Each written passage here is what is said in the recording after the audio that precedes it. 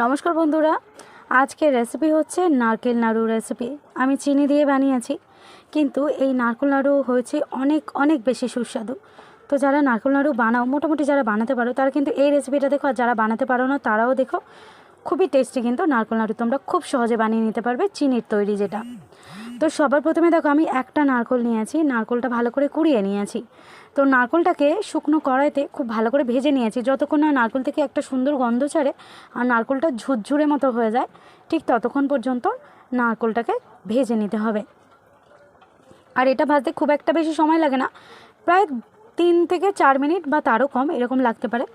তো নারকেলটা দেখো আমি ভালোভাবে ভেজে নিয়েছি, আর দেখলে তোমরা বুঝতে পারবে যে নারকেলের মধ্যে একটা ঝুরঝুরে ভাব চলে এসেছে। তো এবার আমি কি করব, এই নারকেলটাকে আমি এবার একটা থালাতে নামিয়ে নেব। নারকেলটা নামিয়ে নিয়েছি, ওই কড়াইয়ের মধ্যে দিয়ে দিচ্ছি 1 কাপ পরিমাণ জল, আর 1 কাপ জলের মধ্যে দিয়ে দিয়েছি 2 কাপ পরিমাণ চিনি। আমি এখানে চায়ের কাপের 1 কাপ পরিমাণ জল দিয়েছি, আর তার মধ্যে দিয়ে দিয়েছি 2 কাপ পরিমাণ চিনি।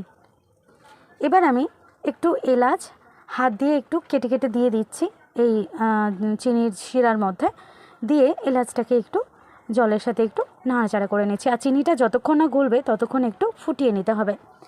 তো এরকম বেশ কিছুক্ষণ ফুটে উঠেছে, আর এই যে শিরাটার মধ্যে একটা চিটচিটে ভাব চলে এসেছে, হাত দিয়ে দেখলে বুঝতে পারবে 1 তার 2 তার হচ্ছে, একদম চটচটে ভাব। তখন কিন্তু এর মধ্যে দিয়ে দিতে হবে নারকেল কোড়া, ভেজে রাখা নারকেল কোড়াটা। নারকেল কোড়া দিয়ে এবার বেশ কিছুক্ষণ ধরে এটাকে নাড়াচাড়া করতে হবে। তো এটা একটু সময় লাগবে। তো হাই ফ্লেমে রেখে আঁচটাকে আমি এটাকে 4-5 মিনিট মতো নাড়াচাড়া করে নিয়েছি। আর কন্টিনিউয়াসলি এটাকে নাড়াচাড়া করতে হবে। যখন দেখবে যে চিনির শিরাটা নারকেলের মধ্যে যখন প্রায় শুকিয়ে এসেছে, তখন এর মধ্যে দিয়ে দিতে হবে কয়েকটা বাতাসা। এই বাতাসাটা দেওয়ার কারণে কিন্তু এই নারকেল নাড়ুর স্বাদটা কিন্তু অসম্ভব সুন্দর হয়। তো আমি বাতাসাটা দিয়ে দিয়েছি, দিয়ে এবার বাতাসাটাকে নারকেলের ছায়ের মধ্যে খুব ভালোভাবে মিশিয়ে নিচ্ছি। আর দেখো এরকম যখন একটু হালকা শুকনো হয়ে যাবে, গ্যাসটাকে অফ করে দেবো, তারপর এটাকে একটু নামিয়ে নেবো। দেখো একটু শুকনো শুকনো হয়ে গেছে, এবার আমি এটাকে নামিয়ে নিচ্ছি। নামিয়ে নিয়ে এবার এটা গরম থাকতে থাকতে কিন্তু নারকেল নাড়ুগুলো তৈরি করে নিতে হবে। তো তার আগে কি করবে, নারকেলের ছাইটাকে একটা জায়গায় স্টোর করে রাখবে পুরো, নাহলে কিন্তু শুকিয়ে যাবে। তারপরে একটা সাইডে জল রেখে দেবে, জলের মধ্যে হাত বুড়াবে, আর গরম গরম করে এই নারকেলের ছাই থেকে নারকেল নাড়ুগুলো তৈরি করে নেবে।